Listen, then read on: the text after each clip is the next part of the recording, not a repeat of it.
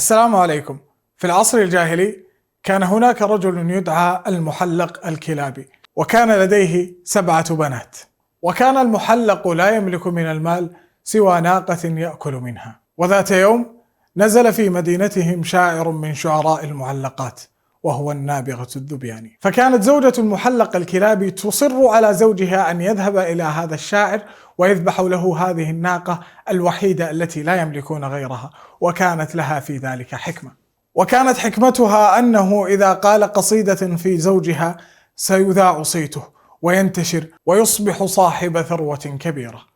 وكان المحلق الكلابي يرفض ذلك ويقول: هي ناقتي الوحيدة، فإن ذبحتها فمن أين أكل ومن أين أشرب؟ فلا زالت تلح عليه حتى غادر النابغة الذبياني المدينة التي كانوا فيها، فاقتنع أخيرا وذبح هذه الناقة وأخذ سنامها واشترى خمرا زهيد الثمن وذهب يلحق بالنابغة الذبياني. فلا زال يلحقه من مكان إلى آخر حتى وصل النابغة الذبياني إلى مدينته، ودخل وجلس في بيته مع أصحابه وقدم لهم عشاء بلا لحم ذلك اليوم. فما هي إلا لحظات ويطرق الباب طارق، وكان الطارق هو رسول من المحلق الكلابي، وقد أتى بسنام الجمل وخمر ليشربه.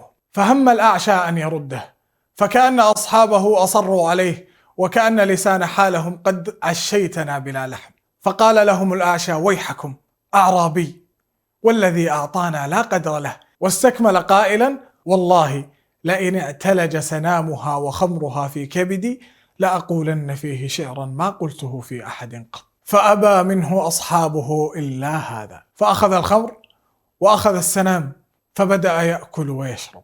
فلما أن اعتلج سنامها وخمرها في كبده أنشد قصيدة شهيرة يقول في مطلعها: أرقت وما هذا السهاد المؤرق، وما بي من سقم ولا بي معشق.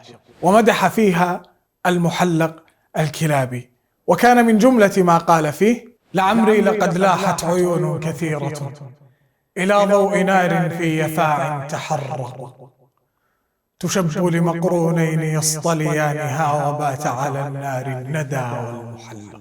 أما الندى فهو الكرم، والمحلق هو صاحب القصة. والأعشى يقول: تشب لمقرونين قرنهما ببعض، الندى والمحلق الكلابي، وبات على النار الندى والمحلق. فبعد هذه القصيدة ذاع صيت المحلق الكلابي بين العرب، وزوج بناته كلهن، وأصبح صاحب مال وجاه.